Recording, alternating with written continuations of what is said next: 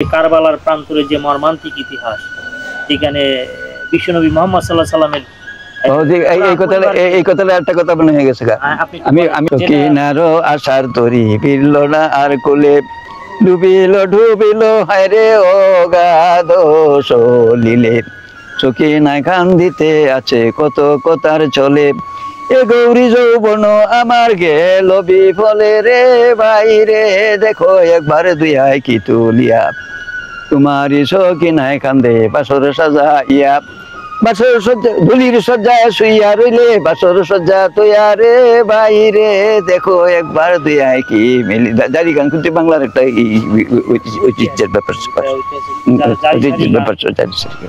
আমাদের এই দেশে জারি গানই ছিল প্রথম, যেটা গাটু গান, বিশাল আকারে।